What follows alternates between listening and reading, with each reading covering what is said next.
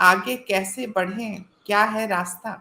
जो जो लोग ये बोलते हैं उनको बड़े बड़े ये सबसे धीरे, सबसे तेज, सबसे आगे, सबसे पीछे, आपको रखे आगे, आपको रखे ऊपर, आपको रखे नीचे, वो पता नहीं कौन कौन से चैनल है जो बुला लेते हैं कि आपके देश में पागल कुत्ते आ गए, मतलब कि कहीं बाहर से आ गए।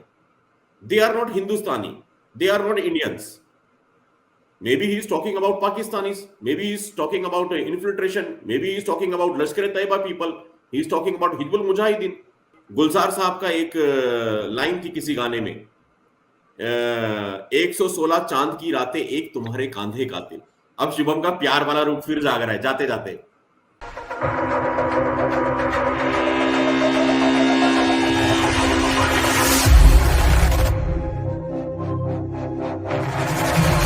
मैं जानना चाहती हूँ, पहले मैं आपसे पूछना चाहूँगी शुभम जी कि आपके हिसाब से जो सिचुएशन है, ये जो माहौल है, एक घुटन का माहौल कि अगर हम बोल रहे हैं तो हमें बोलने में थोड़ा बहुत हिचकिचाहट भी होती है कि कहीं कोई केस ना लग जाए, कहीं कोई फलाना-ढिमकाना कोई ये ना कर दे, कहीं कोई ये ना कर दे।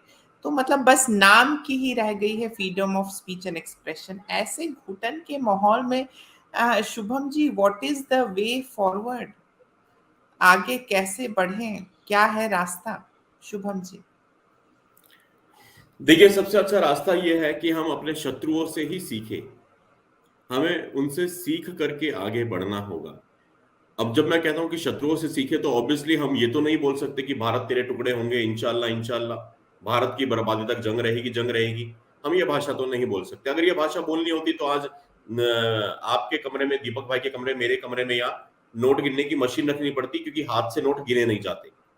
जो जो लोग ये बोलते हैं उनको बड़े बड़े ये सबसे धीरे, सबसे तेज, सबसे आगे, सबसे पीछे, आपको रखे आगे, आपको रखे ऊपर, आपको रखे नीचे, वो पता नहीं कौन कौन से चैनल है जो बुला लेते हैं।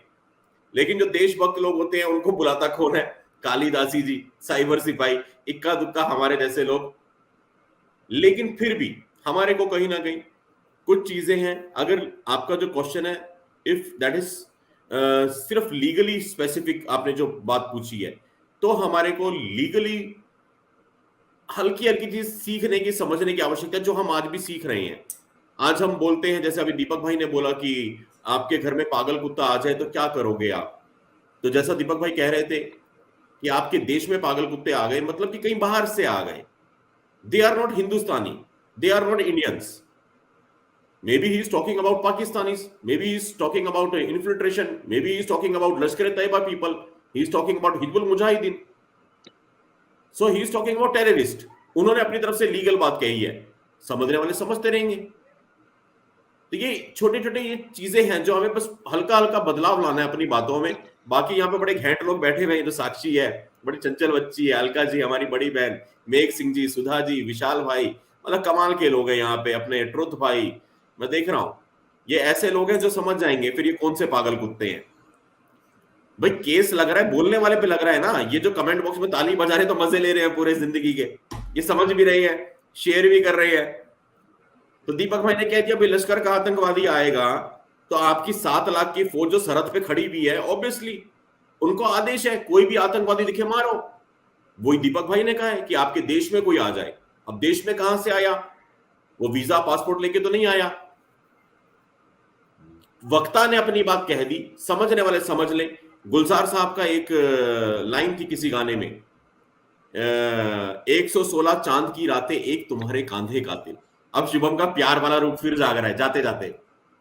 मेरा कुछ सामान तुम्हारे पास पड़ा है भैया, उसमें है 116 चांद की रातें एक तुम्हारे कांधे का तिल। अब किसी ने गुलजार साहब से पूछ लिया कि गुलजार साहब सारी बातें ठीक है, मेरा कुछ सामान तुम्हारे पास पड़ा है, वो सामान लौटा दो, इसमें ये 116 चांद की रातें और एक तुम्हारे कांधे का तिल क्या है? क्या उन दोनों के दरमियान ऐसा 116 बारी कोई रात आपस में बिताई गई?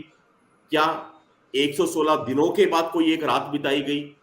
क्या टोटल उनका जो रिश्ता था वो 116 रातों का था? और क्या वो कांधे का तिल, क्या वो इस अवस्था में थे कि एक दूसरे के कांधे के तिल पे भी देख सकते थे? तो गुलजार साहब ने बोला भाई मैंने लिख दिया, तुम लोग समझो ना। तो हमें तो गुलजार बनना है, लीगली सेफ चलना है, गुलजार बन के बोलो 116 चांद की रातें, एक तुम्हारे कांधे का तिल, बाकी हमारी जनता समझदार है। दीदी यही रास्ता है, this is the only way forward जो मैं समझ पाया। जी दीदी बहुत बहुत धन्यवाद। जी